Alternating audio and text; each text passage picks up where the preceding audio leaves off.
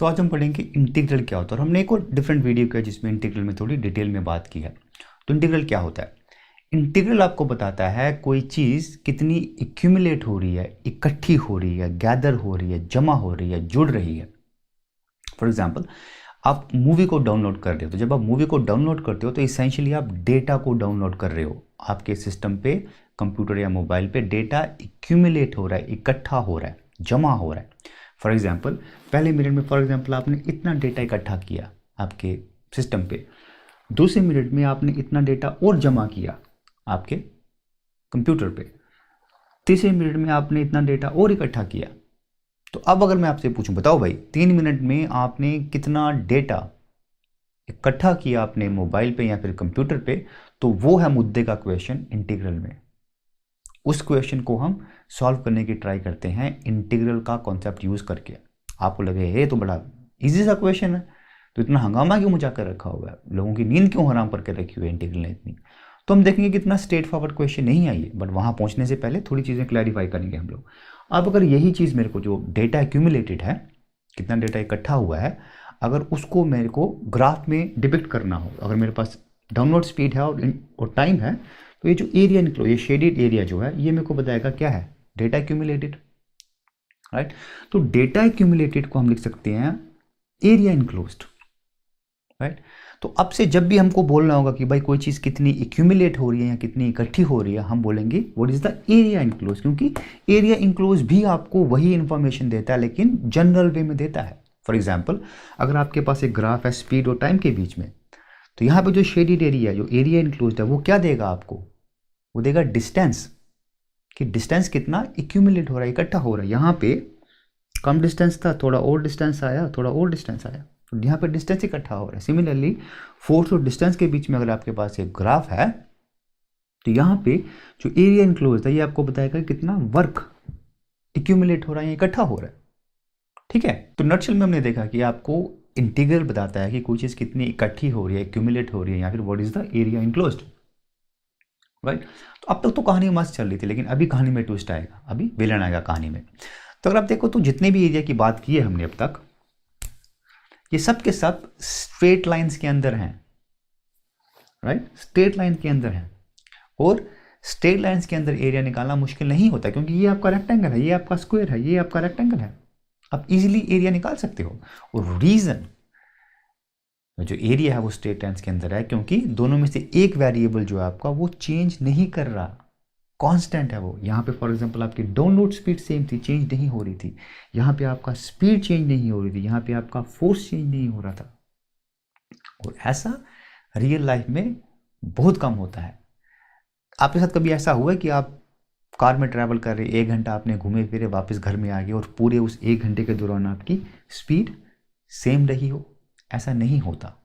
और ये है आपका कहानी का विलन, कि चीजें कांस्टेंट नहीं रहती, चीजें चेंज करती हैं। राइट, रियलिस्टिक सिनेरियो क्या रहेगा? आप घर से निकले, आपकी कम स्पीड थी, जैसे जैसे टाइम बढ़ता गया आपकी स्पीड इंक्रीज होती रही। राइट, तो अब हम स्पीड टाइम को यूज करना बंद करेंगे या फिर फोर्स डिस्टेंस को यूज करना बंद करेंगे, हम और जनरलाइज करेंगे इसको।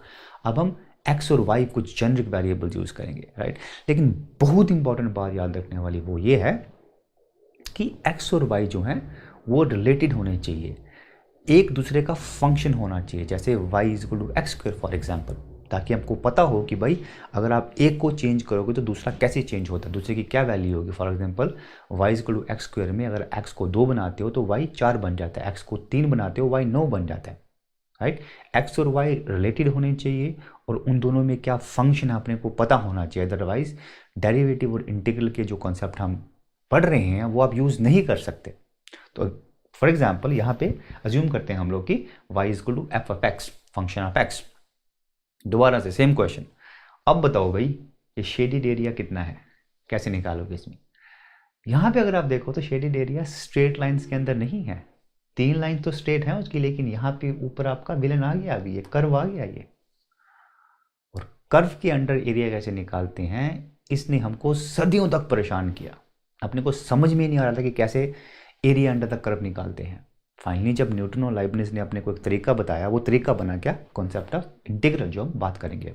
तो इंटीग्रल के कॉन्सेप्ट से पहले जब लोगों को एरिया अंडर द कर्व निकालना होता था तो उनके पास एक वर्क अराउंड था। वर्क अराउंड ये था कि भाई वो जो एरिया आपको निकालने के अंडर द कर्व, उसको वो ब्रेक कर देते थे छोटे छोटे रेक्टेंगल्स में या फिर स्क्वायर्स में, और एरिया स्क्वायर या फिर रेक्टेंगल का निकालना बड़ा इजी है, और फिर वो इंडिविजुअल जो स्क्वायर या रेक्टेंगल हैं उनके एरियाज को ऐड कर देते थे। फॉर एग्जांपल आपके पास ये कर्व दिया गया और ये आपके पास एरिया जो आपको निकालने का है, तो मैं इसको दो पार्ट्स में डिवाइड कर सकता हूँ, दो स्ट्रिप्स में डिवाइड कर सकता हूँ इक्वल विड्थ डेल्टा एक्स में। ठीक है, अभी मैं यहाँ पे दो लाइन्स पैरेलल ड्रॉ करूँ ताकि मेरे पास दो रेक्टेंगल्स आ जाएं। अब ये पूरा एरिया क्या होगा, area of this rectangle plus area of this rectangle plus this shaded area, वही हमें यहाँ पे लिखा है, राइट। रेक्टेंगल्स का एरिया निकालना ईजी है, क्या होता है, विड्थ इंटू लेंथ। विड्थ क्या है, delta x, length very important, length क्या होगा, लेंथ होगी x1 पे फंक्शन की वैल्यू, मतलब f of x1। Similarly x2 पे वैल्यू क्या होगी, f of x2। For example अगर आपके पास function y equal to x square है और x1 अगर 2 है तो f ऑफ x1 क्या होगा, 2 स्क्वायर 4। सिमिलरली x2 अगर 3 है, f ऑफ x2 क्या होगा, 9। और यही हम पिछली स्लाइड में बोलने की कोशिश कर रहे थे कि भाई ये जो x और y जो होता है ये फंक्शंस होने चाहिए, एक दूसरे के रिलेटेड होने चाहिए। अगर रिलेटेड नहीं है तो आप लेंथ नहीं निकाल पाओगे और एरिया नहीं निकाल पाओगे, राइट। तो अभी टोटल एरिया क्या है, area of rectangle 1 plus 2 plus shaded area. Area of rectangle 1 क्या है, f of x1 length into width, plus area of rectangle 2 क्या है, length into width plus this shaded area, right. अगर आप देखो इसमें प्रॉब्लम है, प्रॉब्लम ये है कि अभी भी आपके पास शेडेड एरिया है जिसके बारे में आपको कुछ पता नहीं है, कितना है नहीं पता। आप चाहोगे कि आप इस एरिया को ऐसे ब्रेक करो ताकि ये एरिया कम होता जाए और ये एरिया ज़्यादा होता जाए, क्योंकि रेक्टेंगल्स का एरिया आप निकाल सकते हो, राइट। और एक तरीका उसको करने का क्या, आप अपनी जो विड्थ, जो स्ट्रिप्स की विड्थ है, कम करते जाओ। अगर 2 की जगह आपके पास 10 स्ट्रिप्स हैं तो ऑटोमेटिकली ये एरिया कम हो जाएगा, ये एरिया बढ़ जाएगा, राइट। अभी आप 10 की जगह n स्ट्रिप्स कर दो, बहुत सारी स्ट्रिप्स कर दो, तो ऑलमोस्ट जो शेडेड एरिया होगा वो ऑलमोस्ट बिल्कुल नेग्लिजिबल हो जाएगा, ना के बराबर रहेगा, राइट। उस केस में आप शेडेड एरिया को इग्नोर कर सकते हो और आप लिख सकते हो कि टोटल एरिया अप्रॉक्सीमेटली, लगभग इन छोटे छोटे जो rectangles, n number of rectangles हैं, उनके एरिया का बराबर होगा। वही हमने लिखा summation of all the areas of all the small rectangles, ठीक है। तो भी अगर आप अप्रॉक्सीमेशन को और इम्प्रूव करना चाहते हो और बेहतर बनाना चाहते हो, मतलब आप चाहते हो कि मेरे पास बिल्कुल कोई भी शेडेड एरिया ना हो यहाँ पे, यानी कि पूरा का पूरा एरिया मेरा रेक्टेंगल्स में हो, तो आप क्या कर सकते हो, जो हमने डेरिवेटिव के वीडियो में हमने जो इन्फिनिटेसिमल का कॉन्सेप्ट यूज़ किया था वो आप यूज़ कर सकते हो। मतलब इंस्टेंट ऑफ n स्ट्रिप्स आप इनफाइनाइट नंबर ऑफ स्ट्रिप्स बना लो, यानी कि हर एक स्ट्रिप की विड्थ इतनी छोटी होनी चाहिए कि वो ऑलमोस्ट जीरो हो जाए। उस केस में जो आपका एरिया होगा वो किसके बराबर होगा, इन इनफाइनाइट रेक्टेंगल्स के एरिया के बराबर हो गया। तो फाइनली आपको मिल गया area, area under the curve मिल गया। तो लोग इस तरह सोचा करते थे, लोग, ऐसा नहीं है कि ये कॉन्सेप्ट इंटीग्रल ने बनाया था, लोग सदियों तक ऐसा ही सोचा करते थे, राइट। लेकिन अगर आप देखो तो ये जो आइडिया जो है ये पेपर पे अच्छा लगता है, लिखने में अच्छा लगता है, बात करने में अच्छा लगता है। अगर किसी को बैठ के इनफाइनाइट रेक्टेंगल्स का एरिया मैनुअली ऐड करना पड़े तो थोड़ी हालत टाइट हो जाती है, राइट। लेकिन किस्मत से 17वीं शताब्दी में हमको एक बहुत बड़ा शॉर्टकट मिला, जैसे कीबोर्ड शॉर्टकट होता है Ctrl+C Ctrl+V, राइट। और उसने इसको सॉल्व करना चुटकियों का काम बना दिया, और वही शॉर्टकट बाद में इंटीग्रल का कॉन्सेप्ट बना, जिसके बारे में फाइनली अभी हम पढ़ेंगे। तो हम ये देखने की कोशिश करेंगे कि ऐसा क्या शॉर्टकट अपने को मिल गया जिसके कारण इतना कॉम्प्लिकेटेड सा काम, इतना मुश्किल काम बड़ा आसान हो गया। तो लेकिन आपके पास फंक्शन f ऑफ x, इसका a ऑफ x एरिया निकालने की कोशिश कर रहे हो आप, राइट। अगर अब मैं x को थोड़ा सा चेंज कर दूं बाई डेल्टा x से, इस केस में इंक्रीज कर दूं, बढ़ा दूं, तो आपका एरिया भी इंक्रीज हो जाएगा डेल्टा a से।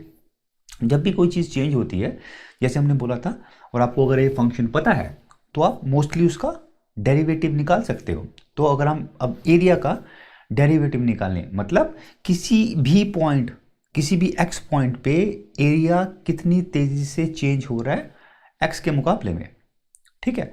तो वो क्या होगा, डेरिवेटिव क्लास से अपने को पता है क्या होता है, average rate of change over an extremely small interval, average rate of change of area delta a by delta x over an extremely small interval, right.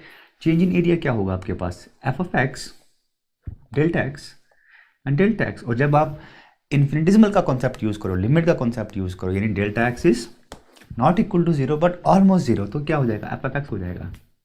तो क्या निकला आपके पास, derivative of area is function, मतलब जिस function का आप area निकालने की कोशिश कर रहे हो, अगर उसका डेरिवेटिव लो तो ये फंक्शन निकलेगा। तो आपने अगर अब तक गेस नहीं किया तो मैं आपको बता दूं कि यही वो शॉर्टकट है जिसकी हम बात कर रहे थे, यही वो हंसी हादसा है जिसकी हमने कैलकुलस के इंट्रोडक्शन वीडियो में, पहले वीडियो में बात की थी कि डेरिवेटिव और इंटीग्रल बिछड़े हुए भाई भाई या भाई बहन निकले। अगर आप देखो तो इंटीग्रल और डेरिवेटिव बहुत ही अलग अलग किस्म के कॉन्सेप्ट हैं, बहुत डिफरेंट कॉन्सेप्ट्स हैं, लेकिन just by share coincidence, just by luck, किस्मत के कारण ये दोनों के दोनों कॉन्सेप्ट्स रिलेटेड निकले, इन दोनों में कुछ रिलेशन निकला, कुछ रिश्ता निकला, और ये रिश्ता अपने को 17वीं शताब्दी में न्यूटन और लाइबनिज के काम के कारण पता चला, और इस रिश्ते ने हमेशा हमेशा के लिए फिजिक्स और मैथमेटिक्स की डायरेक्शन चेंज कर ली थी।